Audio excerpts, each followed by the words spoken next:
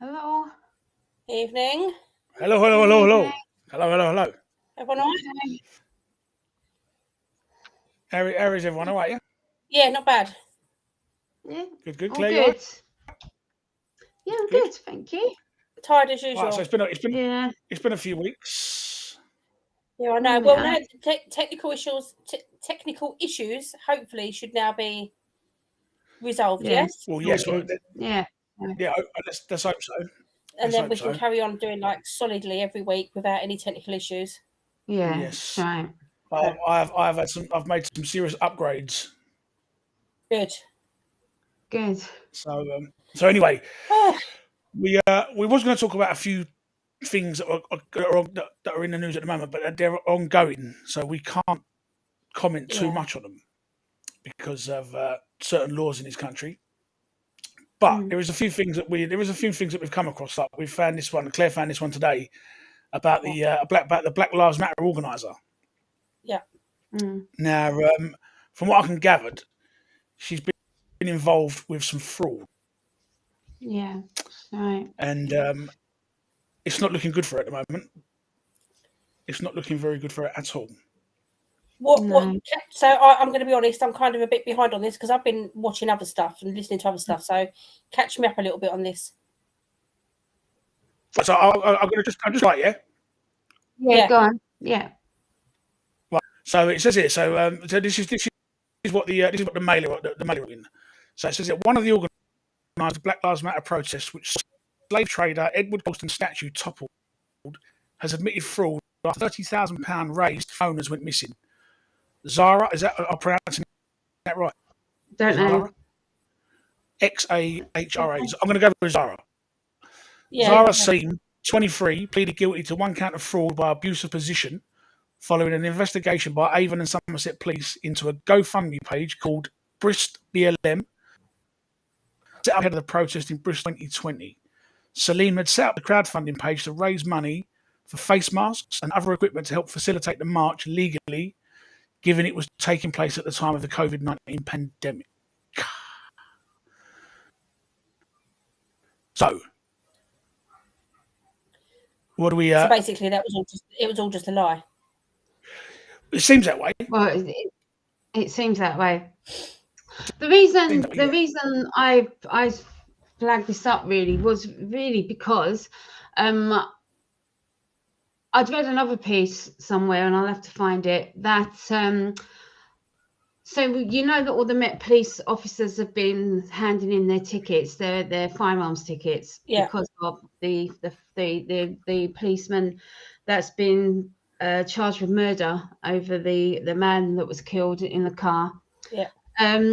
Was that there was another part of that was that the Met Police Commissioner had been to visit the family of the man that had died a couple of times, which was right. You know, he should go and do that, but hadn't had any communication with the Met Police officer who is charged with murder. Yeah, involved in the shooting. Well, he's been charged with murder. And what this article was saying was that it kind of harks back to this whole BLM thing, because although I think this gentleman was shot dead the latter end of last year, because everybody's so on edge about upsetting certain parts of communities and stuff like that, everybody goes they go sort of all out to do the right thing by them, which I'm not saying is the wrong thing to do. It was the right thing to do. This family needs support. You know, their son, their brother, their boyfriend has just been shot dead. Of course, they need help. They need support. But it kind of harks back to this whole BLM thing, you know. And look, you know, you look at the woman who, the American representative of BLM and all that, and how she siphoned loads of money, so much money off that she bought mansions, you know, in Florida, stuff like that. And how people don't question things because they want to be on the right side of history. Yeah. And it just she was flying around in private jets on that. Yeah. Yeah, off of the back of money that people had donated because they believed it was going to make a certain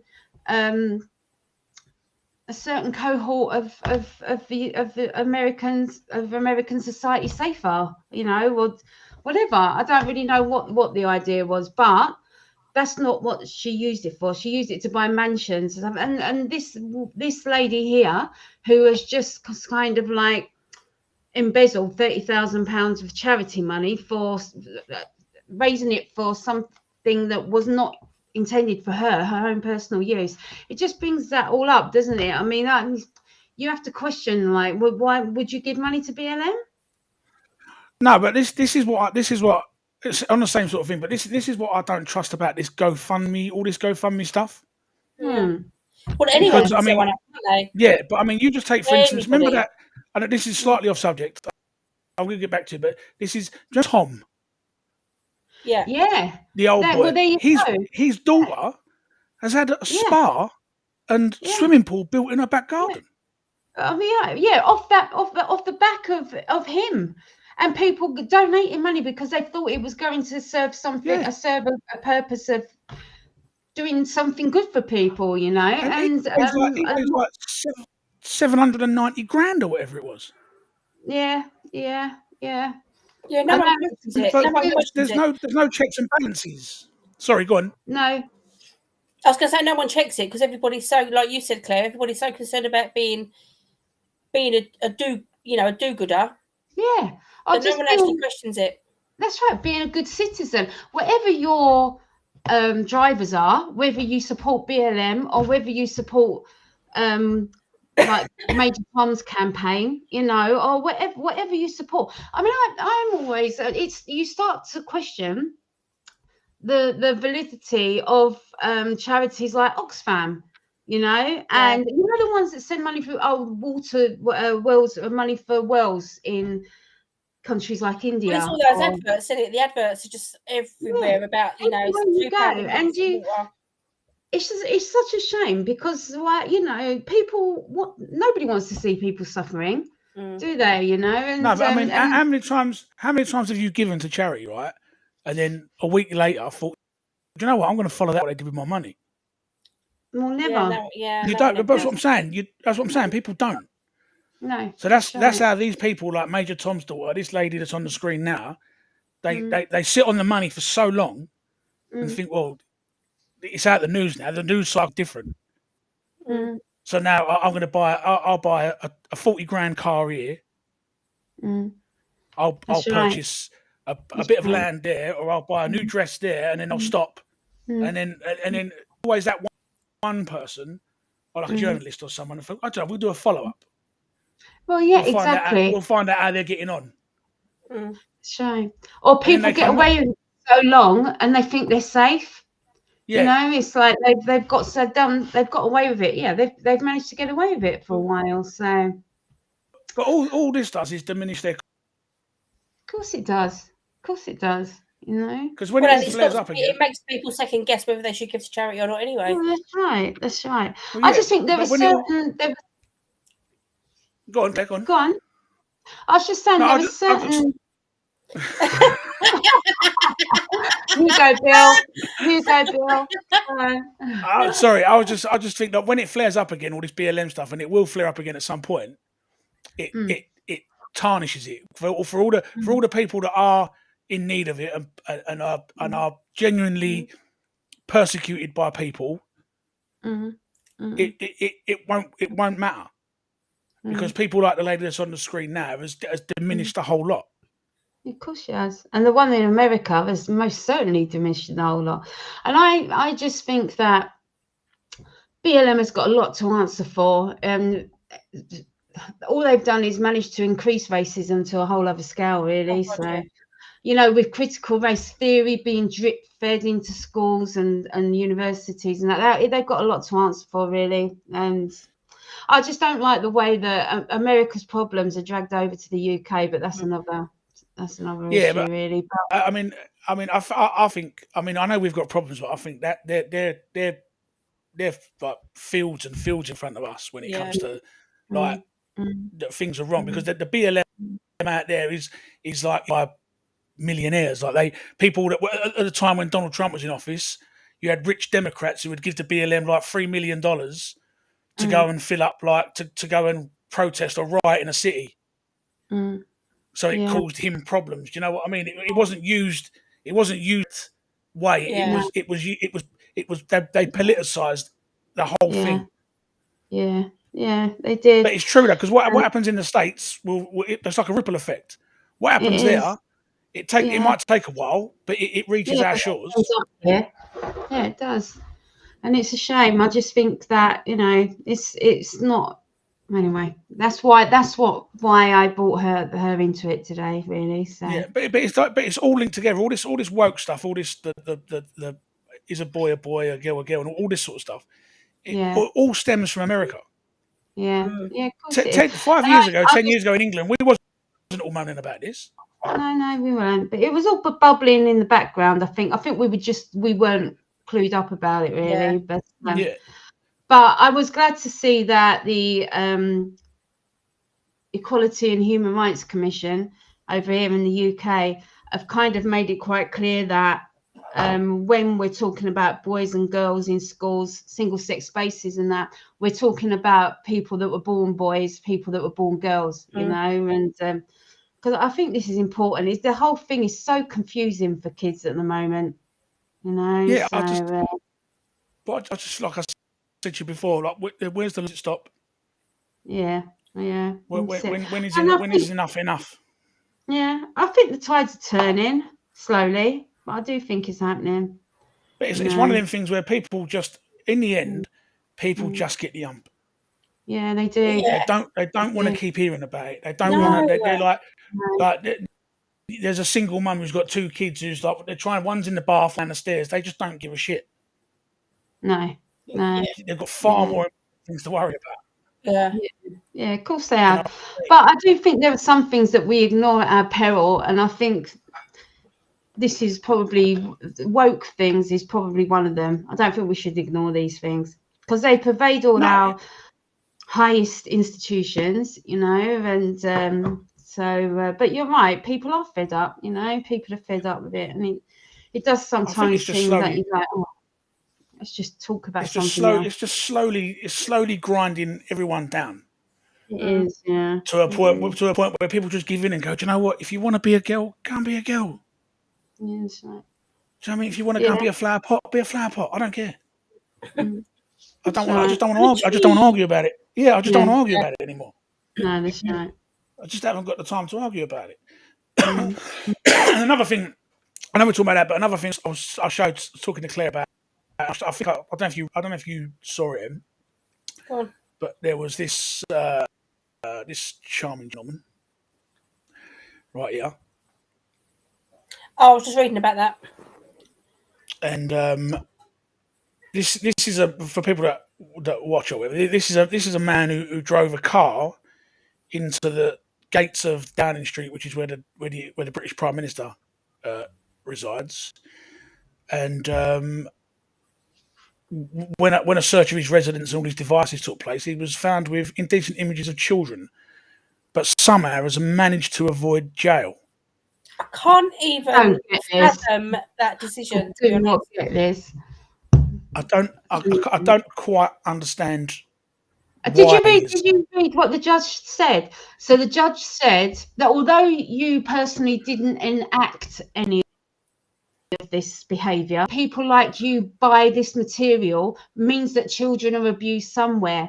Well, how about making an example of this man then and putting him in prison because he is encouraging people to make child pornography? Shall I read out what it says? Shall I read it out? I got it. Yeah. This is what the judge has said. This bit here, that's highlighted in blue. Well, I've just got like a very small caption. It says, "Right, yeah, go on and read it out. You are not guilty of any contact. You are not guilty of any contact abuse of children.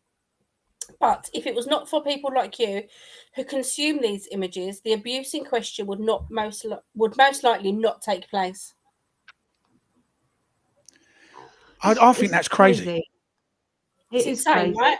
I mean, you have to question. You know, I'm not a lawyer. I don't know, right? But you have to question the motives of people. You really do, and think, how are you so out of step with what the rest of the country would want you to do? Yeah. Yeah. You know. Yeah. But I don't understand that, because does that mean then if someone robbed a bank and they left £8 million of it in my bedroom, and the police came and took the rest of it, and the judge said to me, "Well, you didn't do the robbery, so you're all right. Yeah. Just give us the Well, money it's back. the same sort of Just give us thing, the like money you back." say. You say you about money, okay? Yeah. Yeah. So Yeah. what? I get away with it. So Then? I went to kill that person, but I didn't. He lived. But I didn't. Yeah. Yeah. So It is that all right if I just shoot him then? Yeah. yeah. Well, it's just it just makes a mockery. It does make a mockery. About justice. But then I was saying, like, there was a thing on the radio today that there was a mum who, well, not advocating for stealing from shops, but she stole a bag of nappies from a Tesco's or wherever, or one of the big stores. Yeah. And she got caught after the fact, and she got 100 hours community service and £100 fine. Ridiculous. But if you're keeping child pornography, that's all right. Yeah. Just as long as you didn't actually, you know, get the kids in your bedroom and film them. Yeah, I did. But when you weigh the two up together, he didn't. God. But let's not forget that on top of that, he drove a car at speed into the gates of Downing Street, which is an act of terrorism. Yeah, I bet he had more to say about that. I haven't read the full transcript, but no. Well, the reason, because he was deemed mentally unfit or something, which is one of the. But what it was is his excuse was basically he spent too much time on the internet reading crazy stuff, conspiracies of lizard people and stuff like that. That sort of, like, there's the moon's hollow and people live in the middle of it. That sort of bloke. Yeah. Like, do you know what I mean? The moon's made of cheese. He's one of them. And he just decided one day that he wasn't going to go to work. He got in his car and drove it to Downing Street. Crying out loud. As you do, but just forgot to delete all his child porn before he left. Sure I was going to say, but he's not. Well, you know what? Where they found it initially, the child porn pictures, was on his phone. They were checking his phone, I think, probably to see if he was on the phone when he was driving and stuff like that, and kind of inadvertently have come across all these child porn images. I mean, how dense. But when I looked it up online, though, like, for being in possession of child pornography or indecent images of children or video or whatever it may be, it's a mandatory sentence. Well, it carries a mandatory sentence, same like you get caught carrying a knife. Yeah. There's no like, oh, we plead you down or this, whatever. It's like, no, you go to prison. Yeah. But you can go in there and tell them that the moon's made of cheese and you get away with it. Yeah, that's right. But I just don't get it. I know, and people wonder, and people say that, I don't know, you wonder why these people get away with, like, all this. We're talking about all this woke nonsense, and you weigh the two up, and you think, man driving, like, with child porn, or someone standing in the street shouting out, "I'm a girl" when he's a boy. I mean, what are we doing? What are we doing? Do you know what I mean? I don't understand any of it. And then this, I know we're sort of chopping and changing, but this brings me back to the fact we talk about the police were giving in their tickets, like the armed police. Yeah. And they were going to put the army on the street, like, not just patrolling, but like for if there was an incident with guns or whatever, the army would go. And talking about the SAS, I mean, what are we doing? And even the man on the radio today, he was a retired soldier, and said, the last thing you want in this country is people like the SAS going to shout. I mean, they're, what his words, not mine, they're killing machines. Yeah. So if you think the police make a mistake when they shoot someone they shouldn't have shot someone, he said you can be damn sure that the SAS are not going to ask someone to lay down on the floor and put their hands behind their back. They're just, if they get called to a scene where someone's supposed to have a gun, then that person, whether that's true or not, is that day they're going to die that day. I'll be interested to watch this trial unfold and find out what exactly happened step by step, you know, in this in this, really. You know, where was this man in his car? Where was the policeman? What happened? What altercations were there? What led these policemen to do that? Because Well, the documents that are publicly available at the moment, which you can read, is that the car the young man was driving in, he borrowed the car. The car had been involved in an incident sometime before, but it had a firearms marker on the car. So it's gone past a police car that's got one of those ANPR cameras on it. Yeah. Then it's obviously come up and said that this car was involved in something that was involved in firearms. So they've decided to follow it. And then, but the only thing that's a bit shaky for me is that they didn't. Well, and it's even in the report that they didn't use any lights or sirens, and they were in plain clothes. So, and this is just me saying speculation, but I mean, if you were driving a car and a car with three blokes who have not got lights on, not got any livery on the car, no markings, flash guns at you out of a window, I'm certainly not stopping. Well, I don't know. I don't know how much you can say, but I've read, and it's out there as well in the well, it's in the public domain. That's in the public domain. But it's also in the public. I read that it kind of, not only had he sort of not stopped, but then there was some collision between him and another car. To me, it read like that he was trying to sort of almost like ram his way through, you know, and there's so police cars, he'd hit police cars and stuff like that, you know. So I don't know, you know, but but you know, if this policeman did something wrong, he did something wrong, didn't he? But it will be interesting to see. I mean, at what point are the police allowed to fire? Is it danger to life? Is it like what? I think it's an individual decision. I mean, if they believe that there is life in danger, then they're duty bound to act. But I was thinking this: do they get some sort of nod from the people above? You know, if you see something and you're not happy, then shoot. That's what I'm saying. So at what point? Yeah. At what point do you decide yes, you shoot? Is it an imminent danger to life? Is it? I'd imagine so, because I mean, you look at all the things that have happened with terrorism, like look at the things that happened in London, in Borough Market, and stuff like that. Them police officers didn't have the time to radio through to someone and go, "Do you know what, Gov? Should I shoot him or not? What? I'm waiting for an answer. They just shot. Do you know what I mean? But the troubling thing with this one is that this man was shot from a distance through his windscreen. So whether they saw something in the car or believe he saw something in the car that may have been looked like a gun or whatever, but that's the only troubling thing, because it looks like, and I don't know if this is true, but it looks like that he's not been given a chance to get out of the car because he's shot with a single gunshot through the windscreen, which just seems odd. Yeah. Well, no, the trial will play out, won't it? And everybody will be watching it closely. Oh, God, yeah. Find out what happens. Yeah. So, I mean, but then I don't know. Go on, sorry, go on. I was just going to say, I just thought, so, you know, all these policemen are handing in their tickets. You kind of don't think, if I was a Met Police firearms officer and I saw my colleague do something that was really a bit dicey, you know, and that I didn't feel was the right thing to do, I certainly wouldn't be handing in my ticket for him. No, definitely not. Definitely not. I mean, if I saw somebody doing something that was wrong, I would be saying that you know, what happened there? You know, why did that happen?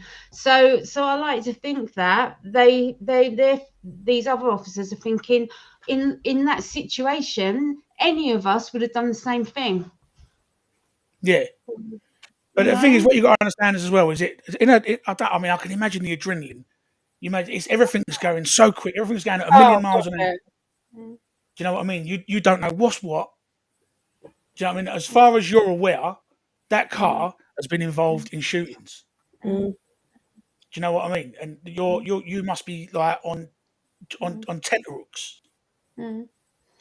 I don't know what this man's prior history was, no, but I think there is some run-ins with law enforcement. But I'm just, it's because it's shocking for us because it doesn't happen very often here. But like when you look at the States, I mean it's a regular occurrence. Yeah. And you do wonder, you just think, Christ, that especially the Met Police Force, they are so bad at the moment. They've got such a bad reputation. Yeah. You just think, oh, not something else. Yeah. Yeah, it's just one thing on top surely of another, isn't it? it's just another disappointment, You think, oh, now you've done something like this, that maybe was a really seriously bad error of judgment. And what, God. That Sir Mark Rowley's talking about trying to sack 100 coppers a month. Well, you know what? If there are 100 corrupt coppers, then they need to go, don't they? Yeah, He said it's not that. He said their disciplinary process is so backlogged that, like now that the restraints have been loosened a little bit because it was so difficult for police officers to be fired or whatever before, but apparently now they've made it a bit easier. He said you could see up to 100 police officers a month losing their job. Mm. And then you don't know what they've done because it doesn't get made public. That's part of unless obviously some of it does. It gets found out by journalists and stuff like that. But you imagine the amount of stuff they keep in house. Yeah. Oh God, yeah. Mm. Do you know what I mean? Like they say, right, you leave, and that's the end of it. Mm. Or if you want to fight it, we can go down. You're gonna end up in a box like a prison. Do you know what I mean? Or how much cover up goes on anyway before it even gets to that point, like other officers covering for other officers, Yeah, there's a lot of I think there's a lot of collusion. Yeah, Yeah, of definitely. course there is. Definitely, Officer A did this, so Officer B is going to give him a cover story for it, Yeah, I mean, but could you imagine being that? Like, if you worked in a team of 6, and then only 4 of them backed you up, and there was one that didn't. Could you imagine being that copper and having to go back to work after that? Yeah. You'd have to move. You'd have to move to the other end of the country. That's right. You'd never work in the Met again. No, God no. You wouldn't, would you? Do you know what I mean? You got like there's no. I think that's the problem is they've got no protections for people that expose that sort of stuff. Do you know what I mean? It's not. I don't think it's very good. I don't think it's very good. Good protections for them. But I mean, and I said earlier on, it's been a bit of a slow news week. But in reality, it hasn't really. It's been quite a lot of stuff. But there's so when much you stuff. start talking about it, yeah.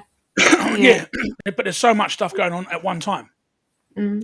It's like you've got the whole thing with Russell Brand that's currently unfolding and other bits and pieces. Do you know what I mean? And I've got my own thoughts about that, but that's like yes, and I'm looking forward to when we can actually talk about it because you know what I mean. There's a lot of stuff to come out. Yeah, but I think we can say this. He's always been an arsehole. Do you know what I mean? I mean, when you've seen him and he's like thrown himself across women's crotches and stuff like that, and you just think. But I have. He's grim, isn't he? I've been watching a lot more of him lately, even before this came out, and I mean, I know the bloke's an actor as well, so I don't know whether it's his acting or what, but the contrast from 10 years ago to now is so much different. Like where beforehand he was Channel 4's golden boy. He was making them all the money. And then went to BBC, and then he had the most popular BBC radio show ever, and all this, and he got fired, whatever it was. But he was Mr. Mainstream.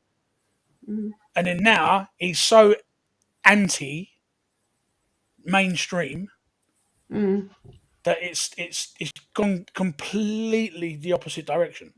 You know what I mean? And but there's a lot of interesting stuff around that and whatnot. But I'm looking forward to that one. Best to leave that one alone, I think. Yeah. But okay. And that's I can't think of anything else that's really newsworthy. No, not really. There's Not not really. Well, this No. week was just like a kind of let's touch on a few things week, wasn't it? Because we had so, like I said, we had so many technical issues. It was just like a let's just sort of scrape the surface this week, and then we'll sort of start afresh next week. Yeah, but everything seems to have worked perfect this week. Yeah, thank God. Brilliant. I can hear you both fine. I can see you both fine. There doesn't seem to be any delays. No one's frozen on the screen. It's great. I will say, did you see? It was on Piers Morgan. Andrew Sachs's granddaughter.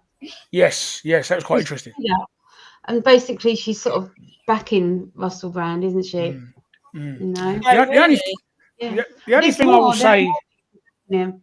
Yeah, the only thing that I will say that you can talk about it is that's very public, is that I don't agree with YouTube demonetizing his channel. No, me neither. And I don't agree with the fact that they only done it because the British government asked them to do it. So if the British government hadn't have wrote them a letter to ask them to do it, they wouldn't have done it. No. Because Rumble have managed to push it away so far, haven't they? Well, yeah, but because Russell Brand read the letter out that they sent Rumble on his Rumble channel, and he read Rumble's response back, which was basically up yours. Basically, that's basically what they told this cult. When you still get a minute, have you watched the Dispatches program yet? Yeah. You watched it, yeah? No, I haven't watched it yet. And when you get a minute, watch it. I've got about. It's on pause at the moment. I've got about 8 minutes left. Well, see, even that though, one of the journalists, she's been in the paper. Although she's not covered in glory either. No, she's not squeaky. She's not squeaky clean either. No, she's not squeaky clean, is she? You know, she's the only thing that obviously this is public as well. But the only thing that I have real trouble with is that none of these women or the young girl or whatever it was, none of them went to the police. None of them complained. This reporter sought these people out. Yeah, like it was like she had an agenda. You know, yeah, they went and found these people and brought them this story. These people had never ever gone and complained or made complaints or whatever. No. I mean, he has always been really distasteful, you know, and almost vulgar. Vulgar. You know, that's always been him, but he's never hidden that. He's always been very open. He's been a sex addict, you know, and an addict of this, addict of that. But don't you think sometimes it's almost, again, we don't get into too many details, but don't you think it's almost like too open because it's almost like, oh, it's too obvious? Yeah, I'm sitting on the fence. I am. Yeah. But I do kind of think, you know, like it's when you watch a horror film, it's like, oh, who did it? Well, it can't be them. It's just too obvious. Yeah. I think I don't know whether. I think that if women have been seriously hurt by him, then he needs to be taken to. Don't get me wrong. I believe that he has done some awful things. Yeah, so do I. Yeah. I believe that he has not been a very nice person at times. No. And he may well be guilty of some of the things that he's been accused of. Absolutely, yeah. Well, probably more than likely, he is probably guilty of some of the things he's accused of. But you know, but what I don't agree with is the trial by media, and the fact that that's exactly that. The fact that in this country you are innocent until you're proven guilty. Proven guilty. Yeah. So, and the fact that the YouTube have demonetized, basically stopped him making money. And I'm not saying that I mean, he's obviously not pleading poverty. I mean, he's worth millions. But the fact that the content that he puts out on his channel has absolutely no relation to what he's been accused of. So, and I know you can't make money from crime, but at the moment, he's not a criminal. No, that's right. At the moment, he is just a man who has been accused of something which is yet to be investigated and which he has yet to even be charged with anything. So in the public's eyes, he is an innocent man who has been punished for something that he may well have done or may well not have done, but we don't know that yet because it's not been sorted. No, that's right. Do you know what I mean? That's like my governor saying to me, right, we think you're going to do something in 5 years' time, so you're sacked now. Yeah. Yeah. Mm. Do you know what I Yeah. mean? You just can't. It's a hard one. You just can't. You can't destroy someone's life or livelihood on the fact that you think they might be guilty. And this is a hard one as well, because I do not like the way that there are women can, because a woman says something, well then it absolutely must be true, you know, and what due process doesn't matter, because if she said it, well then it's true, you know. And you just think, I mean, I've lived a lot of years now, and I know women, and I know how, you know, that they can have this potential to be quite Vindictive. nasty. Yeah, that's the word, manipulative, you know, Yes. when they want to be. And that's not saying that's what's happened here with Russell Brand. And like I said, if he's guilty of these things, then he needs to be taken to task, doesn't he? But the only way we find out if he's guilty is investigating it, and not just saying, right, we're taking this away from you because we think that you've done this. Yeah. And I'm not sure you've watched the Dispatches program, but did these women, were they contacted by Dispatches, or did the women contact Dispatches? How did it work? I don't know. It might say that bit at the end, in the credits. I don't know that bit yet. They're just still doing. They're doing interviews, and and they're interviewing there was one comedian that was prepared to come forward and discuss things that had been heard, and it's really interesting. If you get a minute, I would most definitely watch it. But this is another thing that annoys me, is it that it's all what people have heard. I heard that Hitler's alive. It doesn't make it true. You can't go on by what someone heard. So I read somewhere that the police are looking into it now. Yeah, they are now. So they are now. They're looking into it now. Yeah. So, you know, due process has to happen. But if women are, you know, if people aren't willing to come forward and be named, that's you know, I don't know. You know. Yeah, I mean, and also it doesn't cover the BBC in a great light again, because his driver that he had at the BBC was dropping these women to his house. Yeah, absolutely. He said he was calling up BBC chauffeurs, wasn't he? Yeah. And saying, pick up this woman driver. I mean, the BBC, they're enablers. Yeah, and one of the girls was 16, right? And don't get me wrong, a grown man going out with a 16-year-old is creepy. It's not right. But unfortunately, the country that we live in, that is not illegal. Not illegal. Yeah. It's frowned upon. It's not right in my eyes.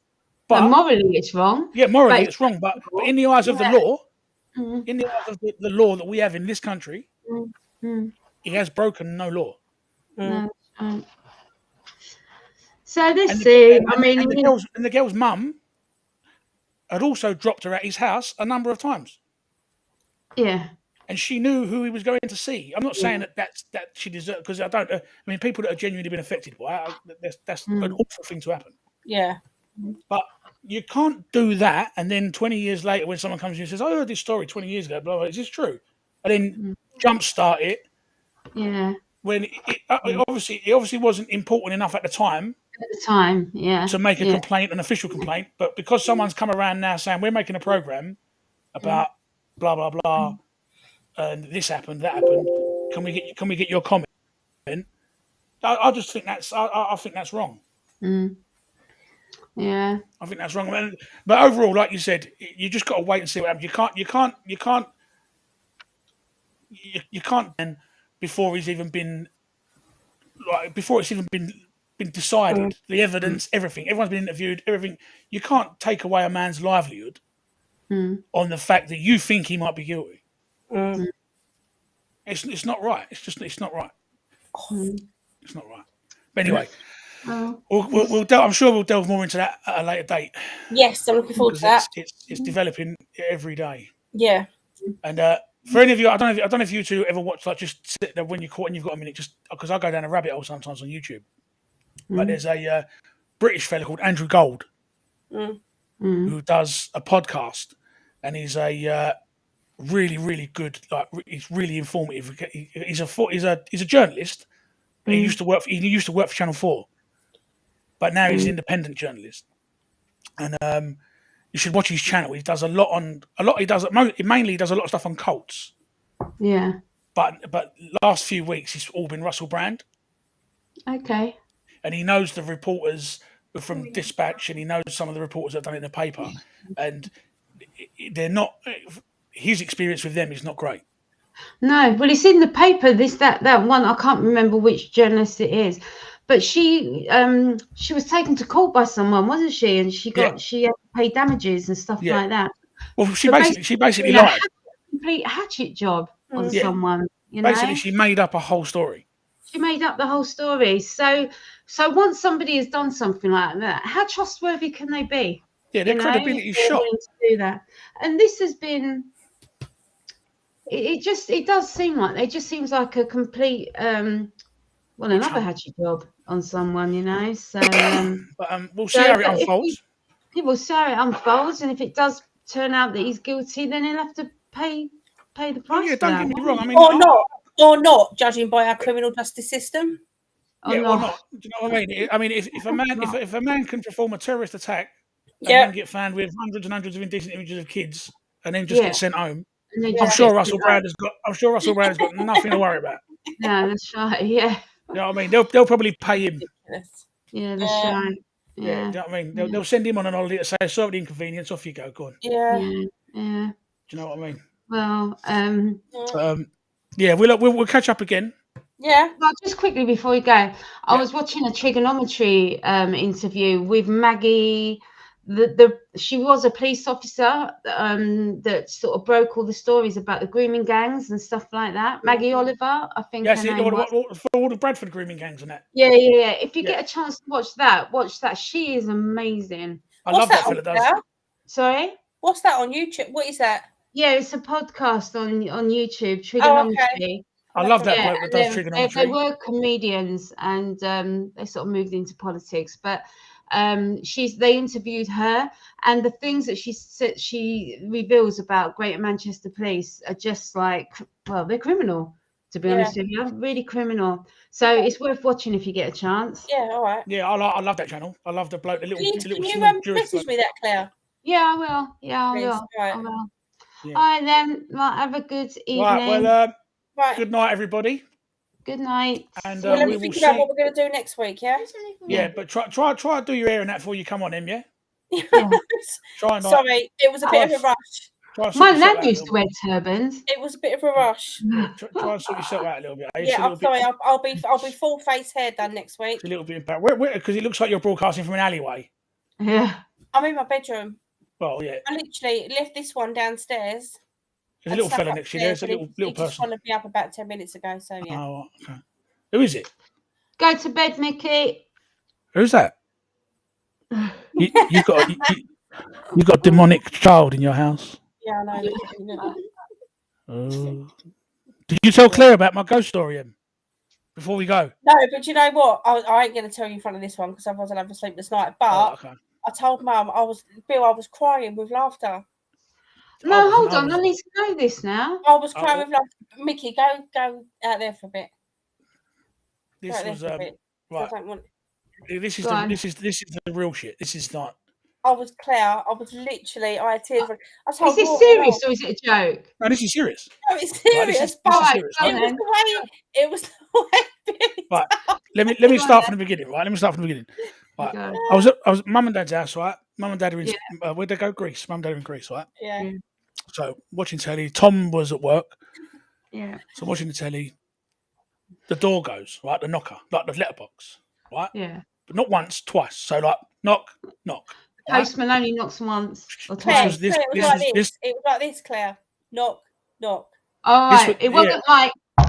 No, but do you know, like, it was a knock. Do you know, like, I don't know if you've ever pushed Mum's letterbox, right? It's stiff. It's hard to open and shut. Bill. Do you know when he went knock? Did you go? Who's there? Right. You know what? If you don't want to listen, then I'll just go.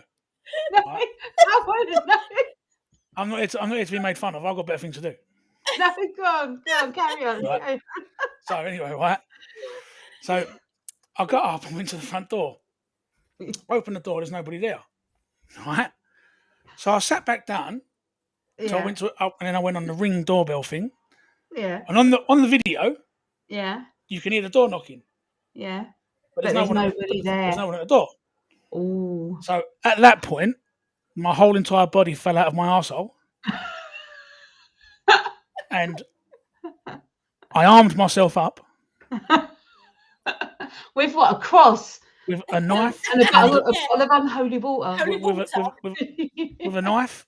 I don't know how I'm going to kill a ghost, but with a knife. And some sort of like mallet, like bat thing. Are you sure it just wasn't a really short person? Oh, my battery's going to telling you now. die. I'm telling you now, right? This was because Dad kept saying to me before. Sometimes I'm sitting here during the day and the door knocks and no one's there, and I just kept saying, I just kept thinking, because you're old and you're going mad. Oh. But then when this knocked, and I mean, like it was loud enough for me to hear it. I had to tell you on everything. And then you go on the Ring. Open the door. You go, well, I don't know. It was the way he went to me. He went, M. I went, what? He told me what happened, and he went, safe to say, he went, I've slept with every light on. He went, and Mum and Dad need to get home pronto. That was it. That's it. I was gonna ring Mum and say, Mum, can we just stay on FaceTime for the next 3 days? Oh God! So did anything else happen? I don't know. I put my fingers in my ears. Oh. I don't know, but like because the other week when I saw Dad in the morning, he said to me and Mum that he come down in the night and there was a woman standing at the back door. Yeah, right? he said that. This is So Dad. But how can you love? Yeah, like that's true. And I'm telling you that someone knocked at the door, and you're making me sound like a fucking lunatic. Because I don't know. Dad's story was just more plausible. No, Really? but no. Dad, when he We're talking about a man who's got one eye.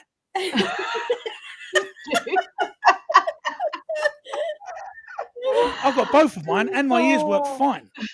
I mean, look at the size of them bad boys. They work perfectly. And I'm telling you now that someone knocked at that front door. Oh. So did anything else happen? No, well, I don't know, because I came up, put the telly on really loud, so I didn't hear anything else. So obviously that woman that Dad saw has found her way outside. She's knocking on the door to get back in, and no bastard's opening the door. But I don't know. My Dad kept saying to me, "Oh, when you go downstairs, now if I go downstairs in the night for a drink, yeah, I'll turn the living room light on before I get to the back door, so that I don't see a silhouette or I don't see a woman standing at the door." There's a ghost in the house. There ain't a ghost in the house. I'm convinced it's not a ghost. Well, I think there's a ghost at the front door. No, it's in the house. But yeah, and that was truly Well, frightening. all I'm going to say is remember the towels. But you know what it was? I didn't mention this, right? The night before, I watched a film. No, what was it? It had Russell Crowe in it, and it's about an exorcist. Okay. And before I put it on, well, I was on my own. Before I put it on, I did think to myself, "What the fuck are you doing? Yeah, why are you watching? Why are you putting this on?" But then I watched the trailer, and it looked more like an action film. And to be fair, it was more like an action film. And then that's when I started hearing the door go. Ooh. So so that wasn't. Oh, Emma's gone. Oh, Emma's gone. Her battery's died. Yeah, the ghost has got her. Yeah, good. Get her. Yeah, good. Get her. Get her. Anyway, turbine. Let's say goodnight. Yes, let's say goodnight. Now that Emma's vacated the premises. Yeah, Emma's gone. She's disappeared. But yeah, we'll catch this up again next week then. Yeah. Yeah. All right then. See you later. All right then. Stay safe. Are we going to do? Hold on. Are we going to do it on? Are we going to do it Tuesday? Yeah. Yeah. Yeah. All right then. No problem. We'll peace out. Peace out. Bye-bye. Bye. Later, alligator. Laters.